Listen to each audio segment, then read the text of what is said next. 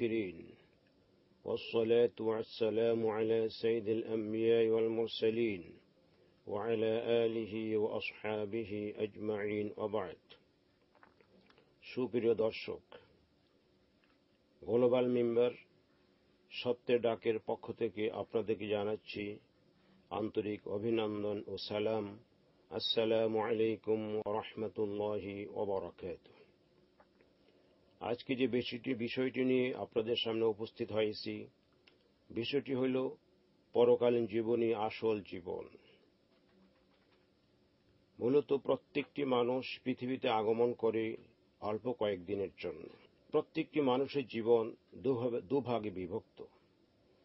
একটি হল এই দুনিয়ার জীবন, আরেকটি হল পরকালীন জীবন। দুনিয়ার জীবন হল ক্ষণস্থায়ী, স্বল্প মেয়াদের। অল্প কিছুদিন পরই এই দুনিয়ার জীবন শেষ হয়ে যাবে। আল্লাহ পাক কোরআনে কারীম বলেন, ওয়ালিকুল্লি উম্মাতিন আজাল ফাইযা জাআ আজালুহুম লা ইস্তাখিরুনা সাআতান ওয়া লা ইস্তাকদিমুন। প্রত্যেকটি মানুষের জন্য একটি মেয়াদ নির্ধারণ করা রয়েছে। এই মেয়াদ যখন শেষ হয়ে যাবে, তাদের মেয়াদ যখন ফুরিয়ে যাবে, তখনই তাদের কাছে মৃত্যু এসে হাজির হবে। 1 মিনিট 1 সেকেন্ড পূর্বেও আসবে না, 1 সেকেন্ড পরেও আসবে না। প্রত্যেকটি মানুষ পৃথিবীতে আসে তার একটি নির্দিষ্ট মেয়াদ নিয়ে। এই মেয়াদ আনতে অবশ্যই তাকে পৃথিবীর মায়ার বন্ধন ছিন্ন করে এই ঘর বাড়ি দালান কোটা আত্মীয় স্বজন সবাইকে রেখে তাকে পরকালে পাড়ি দিতে হবে। মূলত পরকালীন জিন্দেগি আসল জীবন। কোরআনে কারীম আল্লাহ পাক বলেন, ওয়া ইন্নাদ দারাল আখিরাতা লাহিয়াল হায়াওয়ান লাউ কানু ইয়ালামুন। মূলত পরকালীন জিন্দেগি হইল আসল জিন্দেগি, চিরস্থায়ী জিন্দেগি, যদি লোকেরা বুঝত। তো প্রত্যেক মানুষের জন্য এই দুনিয়াটা হলো তার কর্মস্থল। এখানে কাজ করবে, পরকালের জন্য ভালো মন্দ যা কিছু নির্ভর করে এখানকার কাজের উপরে। এই জন্য দুনিয়াকে বলা হয়েছে পরকালের ক্ষেতস্বরূপ।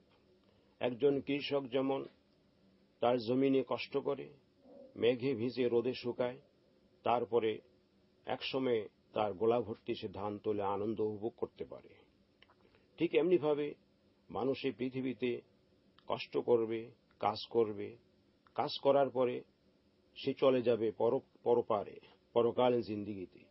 যদি সে ভালো কাজ করে যায়, তার বিনিময়ে সে পরকালে পাবে চিরস্থায়ীভাবে।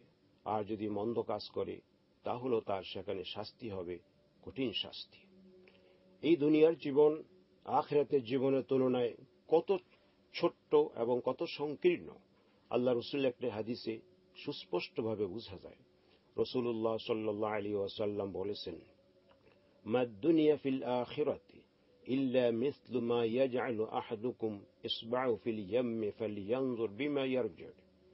যে আখিরাতের তুলনায় দুনিয়ার জীবন হলো যেমন কোনো ব্যক্তি সমুদ্রের অথই পানিতে তার আঙ্গুলটি ডুবালো, এবার ভেবে দেখুক, তাকিয়ে দেখুক এই আঙ্গুলে তার কতটুকু পানি আসে।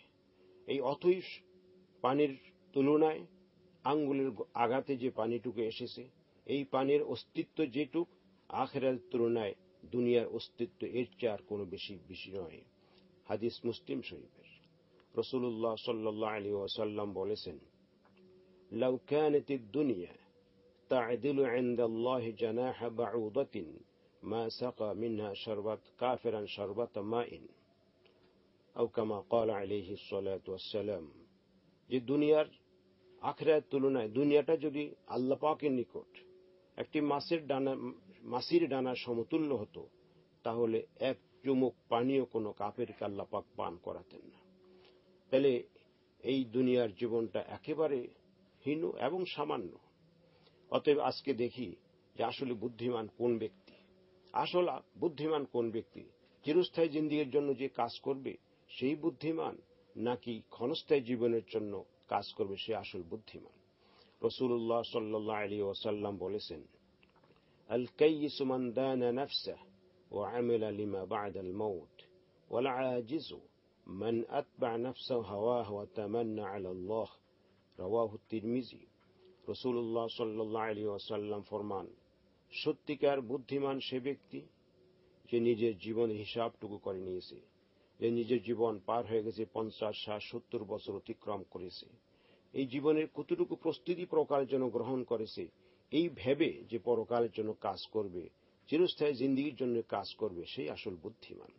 আর বেকুব হইল ওই ব্যক্তি, আহমক হইল ওই ব্যক্তি যে নিজের প্রবৃত্তি চাহিদা অনুযায়ী কাজ করে, অথচ আল্লাহ পাকের নিকট বড় বড় আশা রাখে।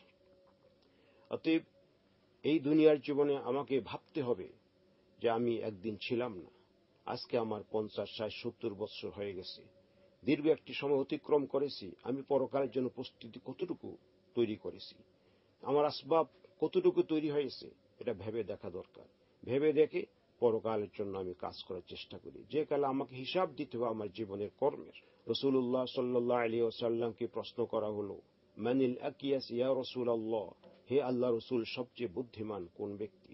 রাসূলুল্লাহ সাল্লাল্লাহু আলাইহি ওয়াসাল্লাম বললেন, আকসারুহুম লিল মাউত যিকরান ওয়া আকসারুহুম লিল মাউত ইসতি'দাদান, উলাইকাল আকিয়াস আল্লাযীনা যাহাবু বিশরাফিদ দুনিয়া ওয়া নাঈমিল আখিরা। সবচেয়ে বুদ্ধিমান হলো তারা যারা মৃত্যুকে বেশি বেশি স্মরণ করে এবং মৃত্যুর জন্য যারা পাথেয় সঞ্চয় করে, আসবাব তৈরি করে নেয়, তারাই হলো আসল বুদ্ধিমান, যারা দুনিয়ায় মর্যাদা লাভ করতে সক্ষম, পরকালীন জিন্দেগিও তারা অপরন্ত নেয়ামত লাভ করতে সক্ষম হবে। আল্লাহ সুবহানাহু ওয়া তাআলা এই পৃথিবীতে পাঠিয়েছেন আমাদের জীবনকে নিয়ন্ত্রিতভাবে জীবনযাপন করার জন্য, জীবনকে কন্ট্রোলে রাখার জন্য, অঙ্গ প্রত্যঙ্গ কন্ট্রোলে রেখে আল্লাহর হুকুম মোতাবেক পরিচালনা করতে পারি, পরকালীন জিন্দেগি সুখের হবে, কল্যাণের হবে। এবং আমার জীবনের প্রতিটি কর্ম আল্লাহর দরবারে অবশ্যই জবাবদিহিতার সম্মুখীন হতে হবে এবং আমার সামনে রেকর্ড পেশ করা হবে। ইকরা কিতাবাক, গোটা জীবনের রেকর্ড পেশ করে বলবে, পড়ো তোমার রেকর্ড, গোটা জীবনের আমল পড়ো। কাফা বিনাফসিকাল ইয়াওমা আলাইকা হাসিবা, আজকে হিসাব করার জন্য তুমি নিজেই যথেষ্ট। তুমি কি জান্নাতি হবে না জাহান্নামী হবে তুমিই বুঝতে পারো। সেদিন আফসোস করে বলবে, মা লিহাদাল কিতাব লা ইউগাদিরু সগীরাতান ওয়ালা কাবীরাতান ইল্লা আহসাহা। হায় রে, এটা কেমন আমলনামা! জীবনে কোথায় কোথায় ক্ষুদ্র একটা কাজ করেছি, সেই কাজটা এখানে রেকর্ড হয়ে আছে। বড় একটা কাজ করেছি, গোপনে করেছি, সব রেকর্ড হয়ে আছে, রেকর্ডের বাইরে একটাও নেই। অতএব সব কিছু রেকর্ড হয়ে যাচ্ছে, পরকালীন জিন্দেগিতে আমার সামনে আপনার সামনে পেশ করা হবে। ফামান ইয়ামাল মিসকাল যাররাতিন খায়রান ইয়ারা ওয়া মান ইয়ামাল মিসকাল যাররাতিন শাররান ইয়ারা। বিন্দু পরিমাণ যে ভালো কাজ করেছে সেটাও সেদিন সে দেখতে পাবে, বিন্দু পরিমাণ যে মন্দ কাজ করেছে তাও সেদিন সে দেখতে পাবে। সেদিন জমিন বলে দিবে আমি কি কাজ করেছি। ইয়াউমিযিন তুহাদ্দিসু আখবারাহা বিআন্না রাব্বাকা আওহা লাহা। জমিন সেদিন বলে দিবে আমার এই জায়গায় দাঁড়িয়ে অমুকে এই কাজ করেছে, এই কথা বলেছে। অতএব সেকালে যদি শান্তি পেতে চাই, কল্যাণ পেতে চাই, এই জীবনটাকে আল্লাহর হুকুম মোতাবেক পরিচালনা করতে হবে। সেই জীবন আসল জীবন, অনন্তকাল অসীমকাল জীবন। কেউ আমার সাথে থাকবে না। আমরা দুনিয়ায় দেখতে পাই একজন মানুষ যখন মরে যায়, তার সুন্দর বাড়ি, সুন্দর দালান কোঠা, সুন্দর আত্মীয় স্বজন, প্রিয়জন সবাইকে রেখে সেই কবরস্থানে রেখে আসে, সবাই চলে আসে, একাকী রেখে আসে এবং আমাকে আপনাকে সেই পরকালে একাকী যেতে হবে। সেকালের জন্য সামান তৈরি করি, আসবাব তৈরি করি। তাই রাসূলুল্লাহ সাল্লাল্লাহু আলাইহি ওয়াসাল্লাম বলেছেন, আকসিরু যিকরা হাযিমিল লাযযাত, যে বিষয়টা তোমাদের জীবনে সকল স্বাদ নস্বাত করে দেবে, এসির ঠান্ডা লাগবে না, রসগোল্লার মিষ্টি লাগবে না, কোনো স্বাদ পাবে না, সেই জিনিসটাকে বেশি স্মরণ করো। সাহাবারা জিজ্ঞাসা করলেন, সেই বস্তুটা কি? তিনি বললেন, মৌত, মৃত্যু। মৃত্যু আসলে পরে আর দুনিয়ার কোনো স্বাদ আর থাকবে না। অতএব সেই মৃত্যুকে বেশি স্মরণ করি, পরকালের জন্য পাথেয় সঞ্চয় করি। যদি ভালো কাজ করতে পারি, ডান হাতে আমল নামা দেওয়া হবে, সেদিন আনন্দ আসবে। যদি মন্দ কাজ করি, বাম হাতে আমল নামা দেওয়া হবে, তখন সেদিন আফসোস করবো, হায় রে, আমি কেন মন্দ কাজ করে আসলাম। আজকে তো আমার ধন সম্পদ কোনো কাজে আসতেছে না, আমার ক্ষমতা, আমার শক্তি সামর্থ্য কোনো কাজে আসতেছে না, সব বেকার হয়ে গেল, বৃথা হয়ে গেল। অতএব পরকালের জন্য সামান তৈরি করতে হবে, আসবাব তৈরি করতে হবে এখান থেকেই। এটাই হলো আমার কর্মক্ষেত্র, এটাই আমার কাজের ময়দান। এখান থেকে কাজ করতে পারলে ওখানে পাবো, সেখানে কোনো কাজ নেই, শুধু ভোগ করা, ভোগ করা। অতএব আসুন সেই পরকালের জন্য পাথেয় সঞ্চয় করি, মৃত্যুকে বেশি স্মরণ করি। পরকালে 5টি প্রশ্ন করা হবে, সেই 5টি প্রশ্নের জবাব প্রস্তুত করি এখান থেকে আমলের মাধ্যমে, কাজের মাধ্যমে। যে 5টি প্রশ্ন, যে যৌবনকাল কোথায় ব্যয় করেছি, জীবনটা কোথায় ব্যয় করেছি, অর্থ কিভাবে উপার্জন করেছি, কোথায় খরচ করেছি, জীবনে কি আমল করেছি যা জেনেছি, এই 5টি প্রশ্নের উত্তর সেদিন দিতে হবে। আসুন সে পরকালের জন্য আমরা সামান তৈরি করি, চিরস্থায়ী জিন্দেগি সুখ লাভ করার চেষ্টা করি। আল্লাহ পাক আমাদের সবাইকে তৌফিক দান করুন। আসসালামু আলাইকুম ওয়া রাহমাতুল্লাহি ওয়া বারাকাতুহু। মহান আল্লাহ দরবারে তব আমারে মোনাজাত, নিখিল ধরার